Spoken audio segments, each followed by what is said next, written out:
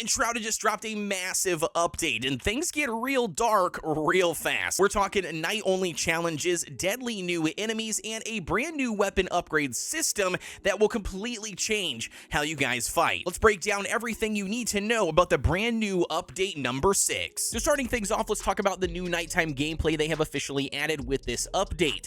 Update 6 here now brings in enemy patrols. These patrols will not roam just in the Shroud, but also around the surrounding area, and it's always going to be patrolling after dark. Keep in mind that these aren't just your standard average mobs. They do travel in coordinated packs. They come in various different enemy types, and defeating these packs will net you some exclusive resources used in the new update's crafting recipes. And it doesn't just stop there, as they've introduced a brand new point of interest that is called Night Temples. You can discover these in every single region of Embervale, but you can only enter these doors at nighttime, and they do require some specific resources. Behind each one of these doors, you'll find some awesome architectural design, some new challenges and puzzles, and some pretty hefty loot. Oh, and you also got to be careful too, because the slight twist here with these temples are, even with the puzzles, they do come with a lot of booby traps in true Enshrouded fashion. Some of these doors can lead to unique areas, some unique rare pieces of gear, or even vanity cosmetic sets.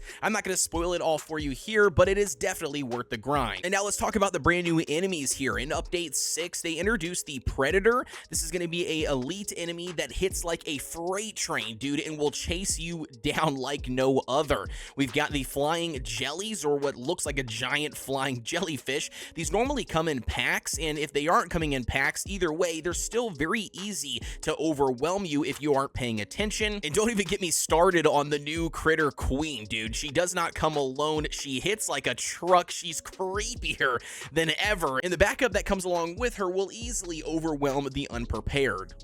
And not only do the enemies look terrifying and give me the heebie-jeebies, but they also drop some rare loot, and that includes the brand new item they've added into the game called Weapon Gems. And these Weapon Gems are a game changer. I mean, a literal game changer here when it comes to your build and your unique playstyle. Essentially, you'll discover these Weapon Gems from killing elite enemies inside the Shroud, and even more so in the Shroud layers, which is deep down into the Shroud zones.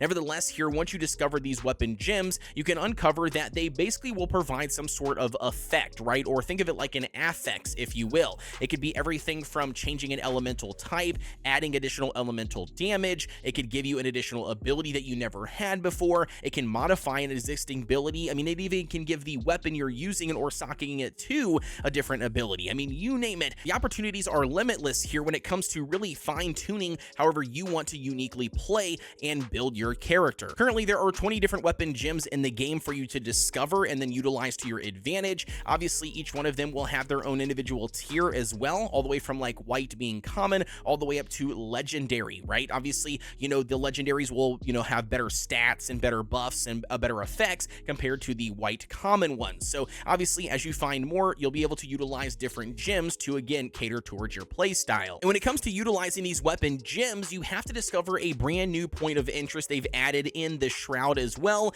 and that is the Shroud Forge. As you can see here on screen, when you approach a Shroud Forge, you have a couple of different options. At the top, you can see your gems that you currently have available in order for you to socket into a weapon. These do have to be inside of your inventory, by the way, and same thing with a weapon that has a open socket on it has to also be in your inventory. From here, you have the ability to apply one of these gems to a weapon of choice. You have the ability to recycle one of those gems, which will give you some of this Archaic essence, which is what you're going to need to socket a gem to a weapon in the first place, and you can also even upgrade these gems to increase its effects. And one last thing here on Weapon Gems that I absolutely love they added in was the ability to remove one from a weapon you have it socketed to without it being destroyed, meaning you can in theory reutilize the same gem over and over again as you upgrade weapons and progress in the game. This brand new update also expands the world itself in a much larger way. It adds a lot of verticality, and it adds a lot of new points of interest. We're talking the Shroudnests, which are like these creepy infested zones full of unique resources.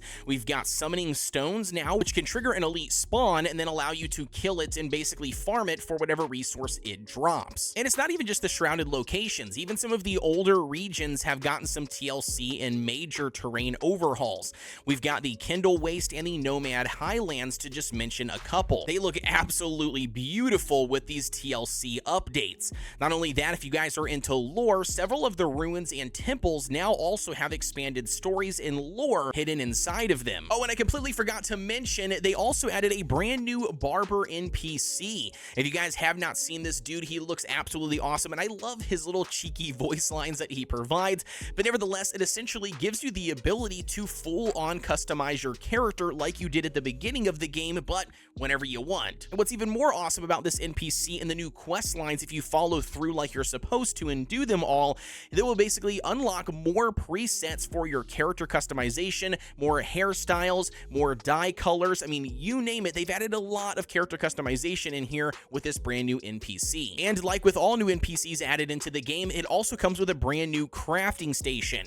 This one is called the Coloring Station. Inside the Coloring Station, you'll actually be able to craft dyes from various resources. You'll be able to utilize these dyes to tint your armor and even some vanity gear pieces to whatever color you desire. And if character customization isn't necessarily your thing, but building and exploration is, they also provided a lot of cool stuff here for you as well. They've added tons of new decoration props, building pieces for you guys to discover and bring back and build to your heart's content, and lastly, even a brand new adorable bird animal to just utilize at your farm. And this update is honestly one of the biggest ones we've had so far for Enshrouded, with all the new points of interest, the new enemies, the brand new mechanics that you can discover at nighttime inside of the Shroud, to the new weapon gem system, being able to socket now to weapons and, kind of modify the abilities or enhance or even give you new abilities that you didn't have before, is absolutely awesome. If it's been a while since you've jumped in the game and played, now is the perfect time to get back in and get your hands wet. I'm telling you, man, it is absolutely worth it, and all of the new mechanics and everything they've added is a mwah, dude. It's a chef's kiss. If you guys have not checked out Enshrouded at all, or you are curious in picking up the game, you can do so by utilizing the link down below in the description. And while you're down there, drop a comment and let me know what you guys are most excited about checking out, or even terrified to battle against. As always, survivors, thank you for tuning in. Don't forget to like, comment, and subscribe, and I will see you all in Embervale.